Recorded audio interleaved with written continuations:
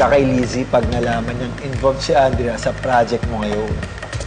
Well, I like to consider myself as magaling umiwas, so I don't think that's gonna be a problem, pare.